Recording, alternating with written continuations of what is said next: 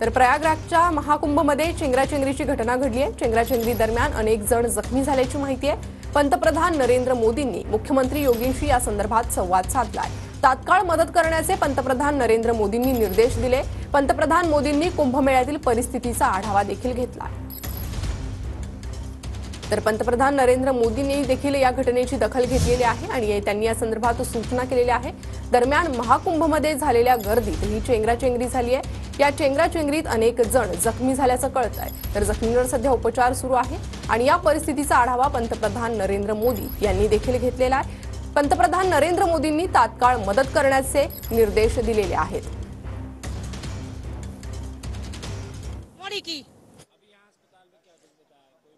अबे किसी ने नहीं बयान नहीं लिया, किसी ने नहीं बयान लाया है। हमारी बच्ची ने फोन लगाओ, मम्मी भाई मम्मी खत्म हो गई भाई तुम इतनी आ जाओ। तो हम दो लोग हमारे बैठे थे, हम बैठे थे जेगा यार बेगा एक बार में जे पंचू का हाथ में बेगा है।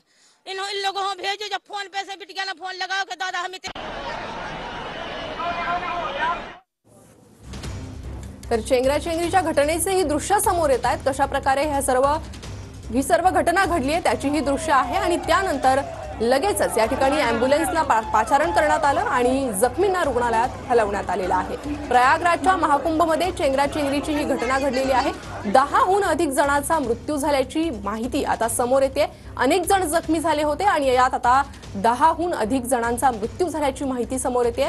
तर या संदर्भात पंतप्रधान नरेंद्र मोदी यांनी देखील आढावा घेतलाय आणि तात्काळ मदत करण्याचे निर्देश पंतप्रधान नरेंद्र मोदी यांनी दिलेले आहे।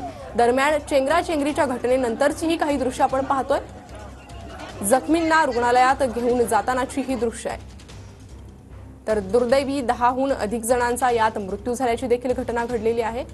ही सध्याची दृश्य आपण पाहतोय। चेंगराचेंगरीच्या घटनेनंतरची ही दृश्य अद्यापही गर्दी कायम आहे। मात्र या ठिकाणी सैनिकांचा बंदोबस्त देखील पाहायला मिळतोय। मोठ्या प्रमाणात बंदोबस्त करण्यात आलेला आहे। अशी घटना पुन्हा घडू नये त्यासाठीच हा बंदोबस्त। तर महाकुंभमध्ये चेंगराचेंगरीची ही घटना घडलेली आहे आणि यात 10 पेक्षा अधिक जणांचा मृत्यू झाल्याची घटना घडते माहिती मिळते। तर चेंगराचेंगरी दरम्यानची ही काही दृश्य देखील आपण पाहत आहोत।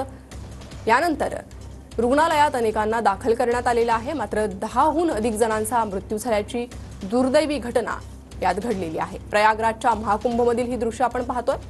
10हून अधिक भाविकांचा मृत्यू झाल्याची भीती व्यक्त करण्यात येते। महाकुंभमध्ये झालेल्या चेंगराचेंगरीच्या घटनेत ही माहिती आहे। तर अनेक जण या घटनेत जखमी झालेले आहेत। सध्या त्यांच्यावर रुग्णालयात उपचार सुरू आहे। अधिक अपडेट आपण घेणार आहोत आमचे प्रतिनिधी संदीप राजगोळकर यांच्याकडून। संदीप, काय अधिक माहिती आहे या घटनेसंदर्भात?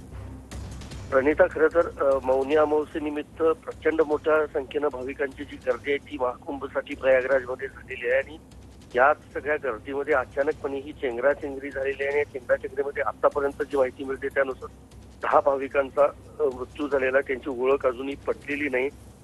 तर 13पेक्षा जास्त ठिकाणी जे स्नान होणार होतं ते देखील रद्द केलेलं आहे। खरं तर काल सकाळपासूनच प्रयागराजमध्ये लोकांची गर्दी जी आहे ती वाढत चाललेली होती आणि आज या महाकुंभ मधला एक महत्वाचा दिवस होता की आजच्या दिवशी कोट्यावधी भाविक जे आहेत ते देशभरातून आणि देशाच्या बाहेरून येथील असा अंदाज वर्तवला जात असता। त्यानुसार रेल्वे, विमानाने मिळेल त्या वाहनानं अक्षरशः भाविक प्रयागराजमध्ये दाखल झाले आणि त्याच वेळेला स्नानाच्या वेळेला पहाटे खरं तर अचानकपणे ही चेंगराचेंगरी झाली।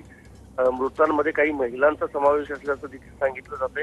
सुरक्षा रक्षक आणि इतर व्हॉलेंटियर्स जे आहेत त्यांना गेल्या अनेक दिवसांपासून तैनात करण्यात आलं आहे। मात्र गर्दी अचानक वाढल्यानं कुणाचाही त्या गर्दीवर ताबा राहिला नाही आणि अचानकपणे ही गर्दी जी आहे ती वाढत गेल्याने ही चेंगराचेंगरी झालेली आहे। त्यामध्ये 10 जणांचा मृत्यू झाला, काही जण गंभीर जखमी देखील आहेत, त्यांच्यावर सध्या उपचार सुरू आहेत।